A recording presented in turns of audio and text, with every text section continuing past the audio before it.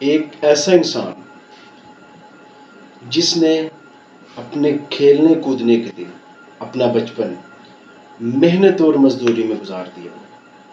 9 سال کی عمر میں ایک مارکیٹ میں ایک کلی کی حیثیت سے لوگوں کے شاپنگ بیگ کی ترسیل کی۔ 12 سال کی عمر میں کھجوروں کی پیکنگ کا کام شروع کیا اور ماہانہ اجرت کیا؟ صرف 6 ریال۔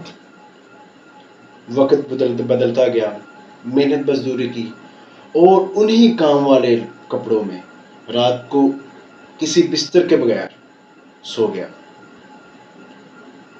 بہن بھائی تھوڑے تعلیم یافتہ ہوئے، آخر کار سب نے مل کر 1957 میں ایک بینک جس کا نام الراجی بینک، اس کی بنیاد رکھی۔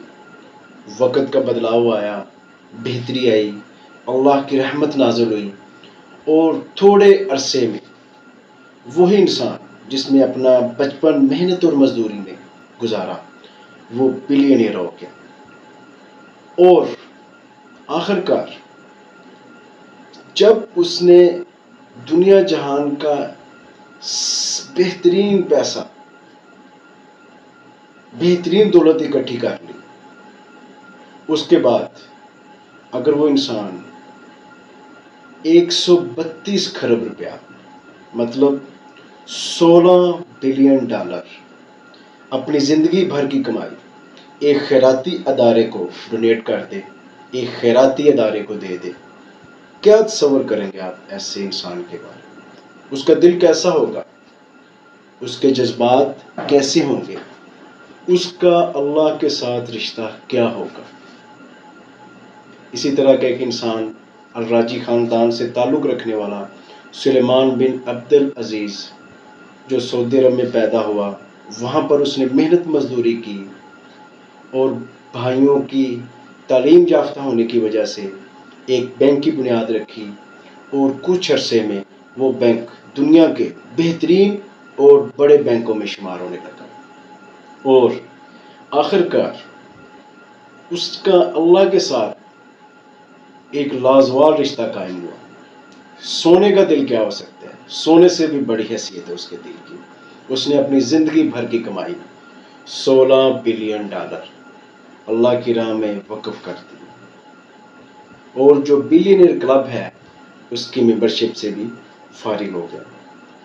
میرا یہ قصہ آپ کے سامنے رکھنے کا مقصد صرف یہ ہے، میں آپ کو یہ نہیں کہتا کہ آپ اپنی ساری جائیداد اللہ کی راہ میں وقف کر دیں، میں نہیں کہتا، لیکن ایک انسان جس نے اپنا سارا کچھ اللہ کی راہ میں دے دیا، اس کے بارے میں آپ کیا خیالات رکھتے ہیں؟ اس کے سامنے دنیا کی کیا حیثیت ہوگی؟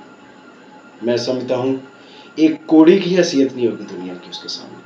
وہ یقیناً جان چکا ہوگا کہ دنیا محض ایک کھیل تماشا ہے، دنیا محض ایک دھوکہ ہے۔ ہم سب کہاں پر کھڑے ہیں اور ہم نے دنیا کی زندگی کو کیا مقام دے رکھا ہے اور کہاں پر لے جا چکے ہیں؟ ہمیں تھوڑا بہت اس بارے میں سوچنا ہوگا، اور ہم اس انسان کے بارے میں بھی سوچنا ہوگا جس نے اپنی زندگی بھر کی کمائی اللہ کی راہ میں وقف کر دی۔ تو میرے بھائیوں، میں اپنے سمیت آپ سب کے سامنے یہی بات رکھنا چاہوں گا کہ دولت اتنی بڑی حیثیت نہیں رکھتی جتنی حیثیت ہم اس کو دے چکے ہیں۔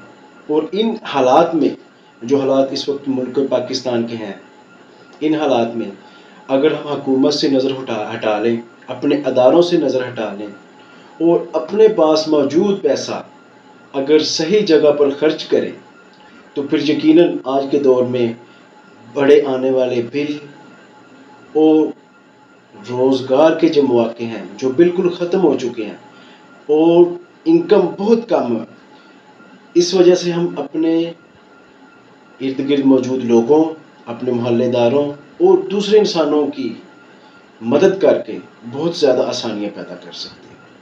ہم سلیمان بن عبد العزیز تو نہیں بن سکتے، لیکن اللہ کی راہ میں اپنے مال کا کچھ حصہ اللہ کی رضا کے لیے وقف کر کے یقیناً ہم اللہ کے نزدیک برگزیدہ بندے بن سکتے ہیں۔ جس انسان نے اپنا سارا پیسہ سب کچھ اللہ کی راہ میں دے دیا، اس کا اللہ کے نزدیک کیا مقام ہوگا؟ اور دنیا چونکہ دھوکے کا مکان ہے، تو پھر ہمیں سوچ اور سمجھ لینا چاہیے کہ ہم اپنا قبلہ درست کریں، پیسہ کمائیں، جوڑ لیں، سارا کچھ کر لیں، لیکن اپنی جائیداد، اپنے مال کا ایک مخصوص حصہ بلکہ تھوڑا زیادہ حصہ اللہ کی راہ میں وقف کریں، اور اپنے ارد گرد، اپنے محلے، اپنے عزیز، اپنے رشتہ داروں، اپنے اور دوست احباب جن پر مشکلات ہیں، جن پر پریشانیاں ہیں، ان کے لیے آسانیاں پیدا کریں، اور اللہ کے نزدیک ایک بہترین مقام و مرتبہ حاصل کریں، کیونکہ جو کام ہم خالص نیت سے اور دل سے کریں گے، وہ چاہے ہم 1 روپیہ کا کام کرتے ہیں، وہ اللہ کے نزدیک بہت بڑا ہے۔ اگر ایک غریب آدمی اپنی 500-600 انکم میں سے 10 روپے 5 روپے اللہ کی راہ میں خرچ کرتا ہے، تو اللہ کے نزدیک اس کی حیثیت کروڑوں یا اربوں سے زیادہ ہو سکتی ہے۔ اور ایک بہت بڑا انسان، بہت زیادہ مالدار، پیسے والا، کروڑوں یا اربوں روپیہ دل کی مخلص پن سے ہٹ کر خرچ کرتا ہے، تو اس کی حیثیت اللہ کے نزدیک یقیناً ایک کوڑی کی بھی نہیں ہوگی۔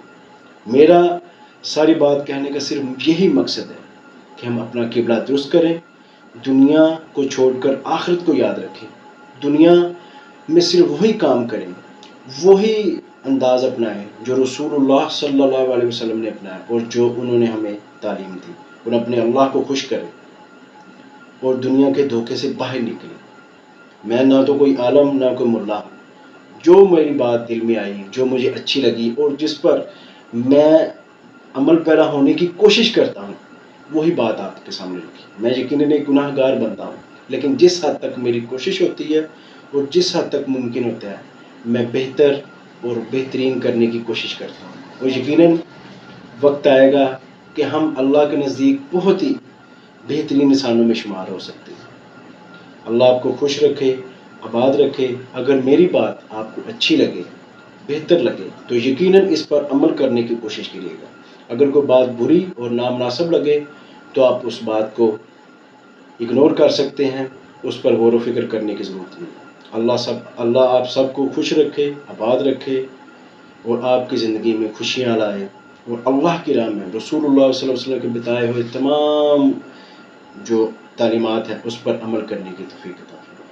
اللہ حافظ۔ السلام علیکم۔